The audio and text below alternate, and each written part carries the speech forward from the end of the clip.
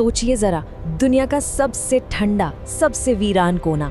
आपका जहाज टूट चुका है और सभ्यता से कोई वास्ता नहीं।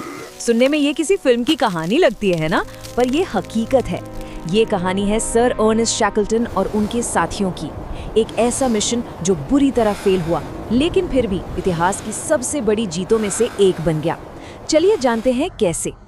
तो बात शुरू होती है अगस्त 1914 से। सर अर्नेस्ट शैकल्टन और उनके 27 साथी यानी कुल 28 लोग एंड्योरेंस नाम के जहाज पर सवार होकर निकले थे एक बड़ा सपना पूरा करने। क्या था वो सपना? अंटार्कटिका को पैदल पार करना। लेकिन किस्मत को कुछ और ही मंजूर था। अंटार्कटिका की बर्फ ने उन्हें अपने शिकंजे में ऐसा जकड़ा कि वो सचमुच दुनिया के आखिरी छोर पर फंस गए। मदद मीलों नहीं बल्कि एक पूरी दुनिया दूर थी। और फिर भी लगभग 2 साल बाद जब ये भयानक ऑर्डील खत्म हुआ तो जो नतीजा सामने आया उस पर यकीन करना मुश्किल था। 22 महीने धरती के सबसे खतरनाक माहौल में फंसे रहने के बाद जानते हैं कितने लोगों की जान गई? 0, एक भी नहीं। ये हुआ कैसे? यही सवाल है जो इस कहानी को इतना खास बनाता है। तो शैकल्टन का सपना बहुत बड़ा था। उन्हें पृथ्वी के आखिरी अनछुए महाद्वीप अंटार्कटिका को पैदल पार करने वाला पहला इंसान बनना था। सोचिए क्या जबरदस्त कारनामा होता ये। पर जैसा कि उन्हें बहुत जल्द पता चलने वाला था, प्रकृति के अपने अलग ही नियम होते हैं। और फिर उनका सपना एक बुरे ख्वाब में बदलने लगा। जनवरी 1915 में उनका जहाज एंड्योरेंस बर्फ में फंस गया, पूरी तरह से जैम। 10 महीने तक वो लाचार होकर बर्फ के साथ बहते रहे, जब तक कि बर्फ के जबरदस्त दबाव ने उनके मजबूत जहाज को लकड़ी के टुकड़ों में नहीं बदल दिया। और नवंबर आते आते उनका घर, उनकी एकमात्र उम्मीद, सब कुछ बर्फीले समंदर में समा गया। अब सोचिए, ऐसी बर्बादी के पल में ज्यादातर लोग क्या करते? हिम्मत हार जाते। लेकिन शैकल्टन वो अलग मिट्टी के बने थे। उनके शब्द देखिए, जहाज और सामान चला गया है, लेकिन हमारे पास समंदर और बर्फ पर चलने का सामान है, बस और कुछ नहीं। निराशा में डूबने के बजाय उनका दिमाग फौरन एक ही चीज पर फोकस हो गया, अपने लोगों को जिंदा रखना। और यहीं से ये कहानी एक नाकाम मिशन की नहीं, बल्कि जिंदा रहने की जंग की बन जाती है। उनका नया घर वो था बर्फ का एक हिलता डुलता टुकड़ा जो किसी भी जानी पहचानी जमीन से 1200 मील दूर था। Ocean camp. उन्होंने अपने इस तैरते हुए बर्फ के टुकड़े को यही नाम दिया था। और यहाँ जिंदगी बहुत मुश्किल थी। खाने के लिए पेंगुइन और सील का शिकार होता था, जिसे स्कर्वी से बचने के लिए अक्सर कच्चा ही खाना पड़ता था। नीचे पानी में किलर व्हेल्स का खतरा हमेशा बना रहता था। इन सब के बीच शैकल्टन ने डिसिप्लिन बनाए रखा। उन्होंने एक सख्त रूटीन लागू किया, और तो और लोगों का हौसला बनाए रखने के लिए खेल और गाने बजाने का भी इंतजाम किया। वो जानते थे कि निराशा बर्फ से भी ज्यादा जानलेवा हो सकती है।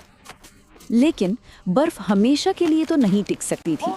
जब उनका बर्फीला घर टूटकर बिखर गया तो उनके पास एक ही रास्ता बचा, अपनी छोटी छोटी लाइफ बोट्स को तूफानी समंदर में उतारना। 7 दिन, 7 भयानक दिन उन्होंने 100 मील प्रति घंटे की रफ्तार से चलती हवाओं और पहाड़ जैसी लहरों का सामना किया, और आखिरकार 346 मील का सफर तय करके वो एलिफेंट आइलैंड नाम की एक वीरान चट्टान पर पहुंचे। 1 साल से भी ज्यादा वक्त के बाद पहली बार पैरों के नीचे ठोस जमीन थी। ये एक राहत तो थी, लेकिन ऐसी राहत जिसके साथ भूखमरी का खतरा भी था। और अब हम इस कहानी के सबसे हैरत अंगेज, सबसे साहसी हिस्से पर आते हैं। शैकल्टन जानते थे कि उन्हें ढूंढने कोई नहीं आने वाला, इसलिए उन्होंने एक ऐसा प्लान बनाया जो सुनने में ही नामुमकिन लगता था। ये एक आखिरी बेताब जुआ था जो या तो उन्हें बचा लेता या फिर हमेशा के लिए खत्म कर देता। तो प्लान क्या था? 800 मील का सफर। जी हाँ, 800 मील। उन्हें दुनिया के सबसे तूफानी समंदरों में से एक को पार करके साउथ जॉर्जिया आइलैंड पहुंचना था, जहां एक छोटा सा व्हेल पकड़ने वालों का स्टेशन था। यही उनकी एकमात्र उम्मीद थी। और इस सफर के लिए उनका जहाज क्या था? सिर्फ 22.5 फीट लंबी एक छोटी सी लाइफ बोट, जेम्स कैड। सोचिए, एक विशाल उफनते हुए महासागर के सामने इतनी सी नाव, उनके बचने के चांस ना के बराबर थे। इस नामुमकिन मिशन के लिए शैकल्टन ने अपने 5 सबसे मजबूत आदमियों को चुना।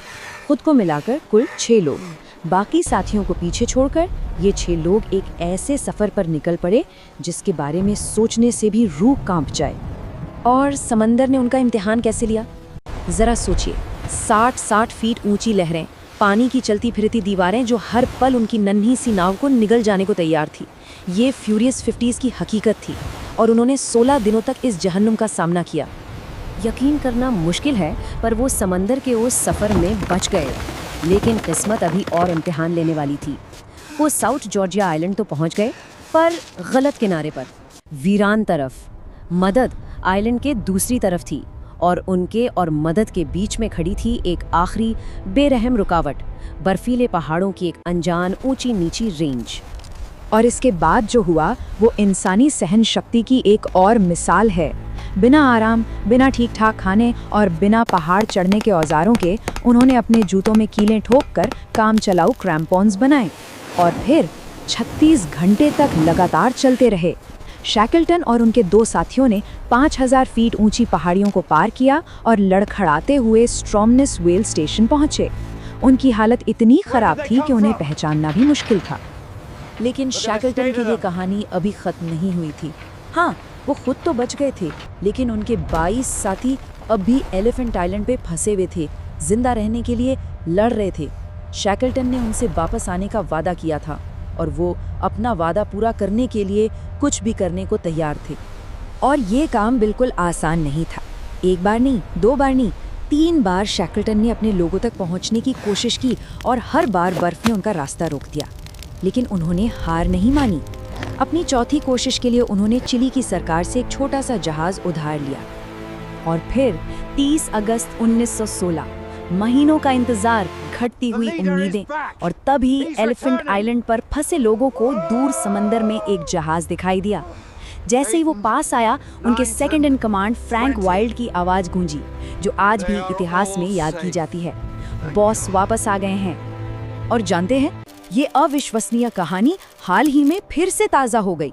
2022 में इस सफर के 100 साल से भी ज्यादा बीत जाने के बाद एंड्योरेंस जहाज का मलबा मिला, समंदर में 10,000 फीट नीचे, और बर्फीले पानी की वजह से वो इतने सालों बाद भी एकदम सही सलामत था, जैसे इस पूरी कहानी की एक जीती जागती याद दिला रहा हो। शैकल्टन कहा करते थे, आशावाद ही असली नैतिक साहस है। तो सवाल ये उठता है कि ये सब कैसे मुमकिन हुआ? क्या ये शैकल्टन की लीडरशिप और कभी ना हार मानने वाली उम्मीद थी, या फिर ये सिर्फ किस्मत का खेल था? शायद जवाब इन दोनों के बीच कहीं है। पर एक बात तो तय है, एंड्योरेंस की कहानी हमेशा हमें याद दिलाएगी कि मुश्किल से मुश्किल हालात में भी इंसानी जज्बा क्या कुछ नहीं कर सकता।